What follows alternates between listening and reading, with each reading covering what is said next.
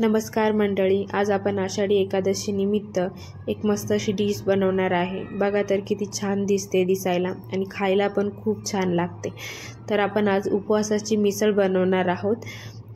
चला तर मग बघूया कशी बनवते ते।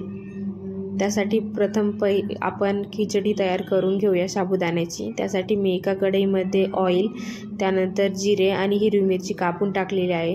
तुम्हाला हवं असेल तर तुम्ही हिरवी मिरची दळून पण टाकू शकता। त्यानंतर मी इथे साबुदाणा टाकलेला आहे। हा साबुदाणा मी रात्रभर भिजवलेला होता। रात्रभर भिजवला की मस्त असा सुटसुटीत आणि मऊ साबुदाणा भिजतो। त्यानंतर मी आता शेंगदाण्याचा कूट टाकलेला आहे आणि व्यवस्थित मिक्स करून घेते आहे। व्यवस्थित मिक्स झालेला आहे। त्यानंतर आता इथे आपण चवीनुसार मीठ टाकणार आहोत आणि व्यवस्थित मिक्स करून घेणार आहोत आणि 2 ते 3 मिनिटात आपली खिचडी तयार होते। त्यानंतर आता इथे मी बटाट्याची भाजी करून घेणार आहे। त्यासाठी मी एका पॅनमध्ये तेल टाकलेलं आहे। त्यानंतर कट केलेली हिरवी मिरची टाकली आहे आणि ती व्यवस्थित आता परतून घेऊया। ती व्यवस्थित परतून झाली की त्यामध्ये चवीनुसार थोडंसं मीठ घालणार आहे आणि व्यवस्थित मिक्स करून घेणार आहे। त्यानंतर आता मी इथे 2 मीडियम साईजचे बटाटे बॉईल करून घेतलेले आहे आणि त्याच्या बारीक अशा कापा करून घेतलेल्या आहे, त्या पण इथे टाकूया। त्यानंतर व्यवस्थित मिक्स करून घेऊया आपण ते। हे बघा आता व्यवस्थित मिक्स झालेलं आहे। त्यानंतर थोडासा शेंगदाण्याचा कूट टाकूया आपण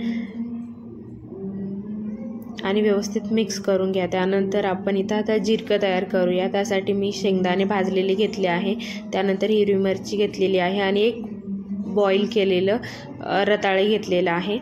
त्यानंतर एका पातेल्यामध्ये मी तेल गरम करून त्यामध्ये जिरे आणि मीठ टाकलेलं आहे आणि जे मिक्सरला लावून घेतलेलं जिरक्यासाठी ते मी आता इथे टाकते आहे आणि तुमच्या याच्यानुसार कन्सिस्टन्सी पातळ किंवा घट्ट करायची तुम्हाला जसं आवडते तसं। आता आपण मिसळ तयार करायला घेऊया। मी एका डिशमध्ये खिचडी घेतली आहे। त्यानंतर आता इथे बटाट्याची जी भाजी तयार केली होती ती टाकली आहे। त्यानंतर जे जिरकं केलेलं आहे आपण शेंगदाण्याचं आणि रताळाचं ते टाकलं आहे। त्यानंतर मी इथे थोडंसं दही घेतलेलं आहे, ते व्यवस्थित फेटून ते पण इथे टाकूया। त्यानंतर मी शेंगदाणे भाजून घेतलेले होते ते पण इथे टाकूया। त्यानंतर हा बटाट्याचा किस आहे तो टाकूया। त्यानंतर हे नायलॉन साबुदाणे आहे जे मी तळून घेतले आहे ते पण टाकूया